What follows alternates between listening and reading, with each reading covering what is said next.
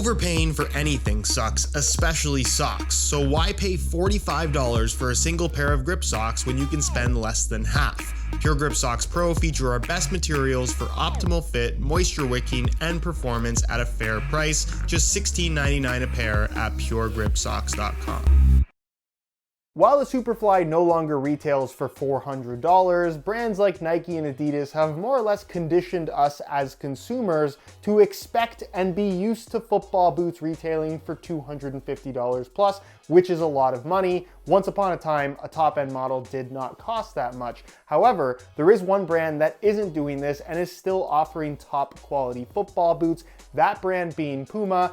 This being their latest offering, the all new, or should I say slightly updated, Puma Ultra 1.4. Their top-end speed boot that retails for $200, which of course isn't inexpensive, but it's significantly less money than your alternatives from Nike or Adidas, which are gonna start at $250. In terms of value for money, and really just a top quality speed boot in general, this is an incredible option. So for those of you that love to complain that Nike and Adidas are gouging us as consumers with the prices of their top-end football boots, and honestly, even some of their takedown models, this is the type of product that you need to support, which is why in today's video, we're gonna break down all the details of the new Ultra 1.4, talk about what's different when compared to the Ultra 1.3 that it replaces, and of course, take a look at how they fit and feel on feet, ultimately determining where the Ultra 1.4 ranks amongst the extremely competitive speed boot category in 2022. And as always, if you guys enjoy the brutally honest reviews where I say it like it is, please don't forget to support this video with a like, and make sure you're subscribed to the channel along with hitting that bell notification so you don't miss out on more brutally honest reviews of all the new football boots to come out in 2022. So to start things off, I'm gonna get straight to the point in terms of what Puma have actually changed coming from the Ultra 1.3 to the new Ultra 1.4, because if you haven't noticed, there isn't that much of a difference between the two, and based on what I can tell, because the tech specs read pretty much exactly the same way, there are three differences. One being a very subtle change to the shape, the other being a very subtle change to the grip on the surface of the upper, and the third being a very subtle change to the pattern of the speed cage. In other words, this is hardly a new model. So the upper is still made out of their Matrix Evo material, which was originally introduced on the Ultra 1.1, although it changed quite significantly with the Ultra 1.3. It's basically a combination of carbon yarns as well as plastic yarns kind of coming together to create this very thin textile upper that, while it's kind of being promoted as a knitted football boot,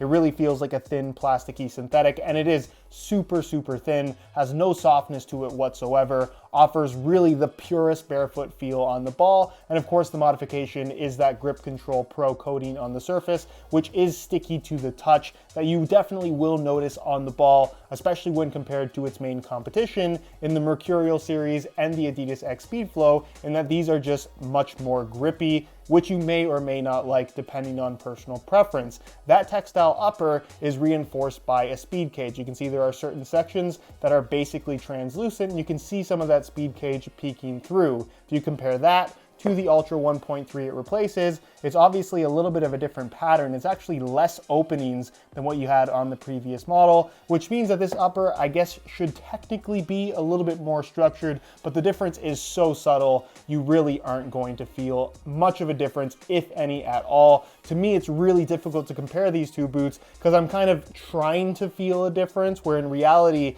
if this was given to me and I was told it was an Ultra 1.3, I'm not really sure that I would notice any changes in terms of feel whatsoever. Regardless, from a touch perspective, the barefoot feel is phenomenal, and from a fit and comfort perspective, this actually feels quite good. It doesn't have the pliability of something like the Speedflow, but I definitely think it's much more responsive because of the added, slightly more rigid structure that it has. It's kind of a middle ground between what's on offer from the Vaporposit upper of the Mercurial and the synthetic upper of the Speedflow 0.1, which is not a bad place to be. With the laces tied tight, of course, that central area being filled in with an elasticated knit material. The boots feel extremely secure on your feet, no movement whatsoever, very responsive, and when you pair that up with the extremely lightweight construction, the boots basically feel weightless on your feet. On the topic of Grip Control Pro, which is that sticky coating on the upper that I mentioned, to me, it feels like they've actually toned down the grip ever so slightly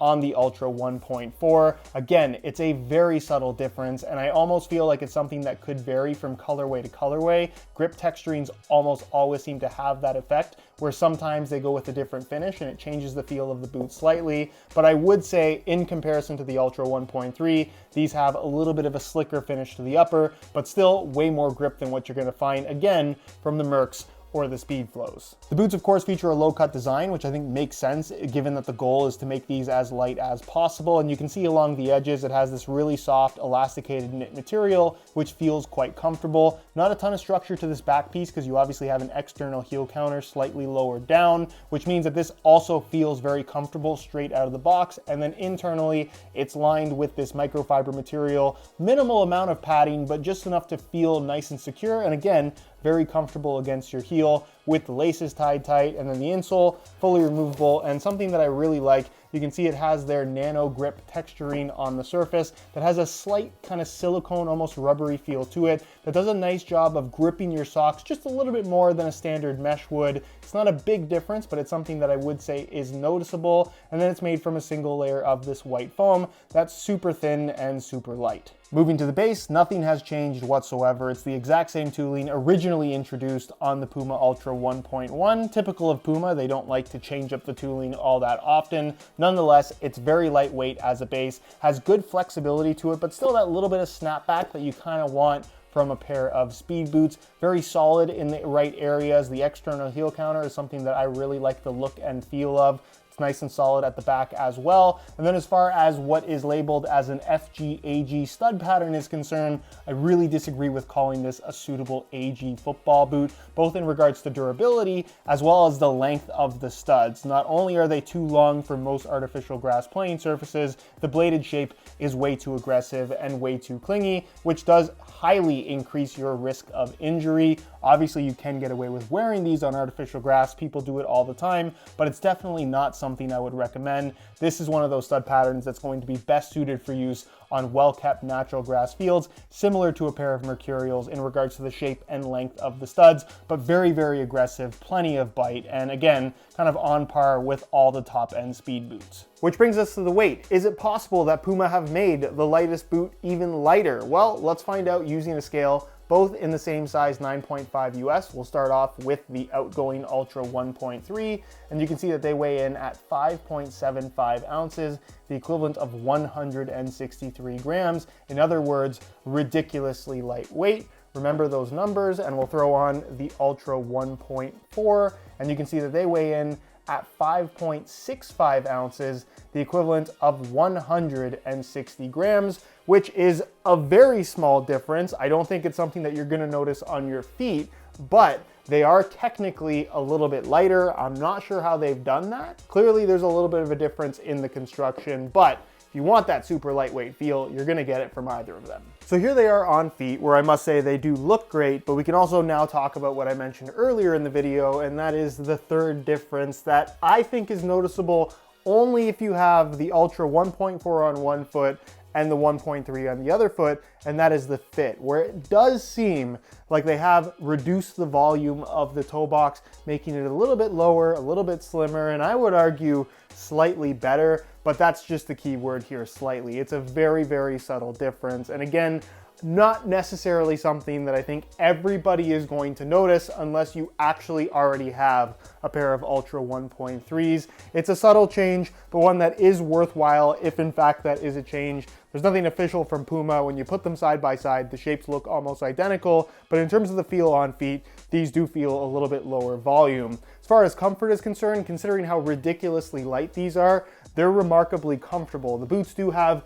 a more plasticky feel to the upper, but not to the point where they're overly stiff or anything like that. With the laces tied tight, the upper wraps your foot in such a way that is comfortable comfortable without squeezing it. They don't feel quite as tight of a wrap as what you're gonna get from something like a Mercurial as an example, which you may love, you may hate. Obviously, personal preference plays a huge role in what you deem to be comfortable in a pair of football boots, but for me, I think these are remarkably comfortable considering the super lightweight that they are. As far as width is concerned, they are going to be wide enough for most foot types. Even if you do have wider feet, as long as you like that tighter overall fit, I think these are going to work quite well. And as far as sizing is concerned, I'm wearing these in my usual size 9.5 US, and the fit and the length is perfect. So if you're looking to order a pair for yourself, I would strongly recommend going true to size, just like the previous generation Ultra 1.3. So in conclusion, the Ultra 1.4, just like the 1.3, is phenomenal. In terms of top-end value for money speed boot options, you simply cannot beat this. As for it being a new model, I can't say that the difference is significant enough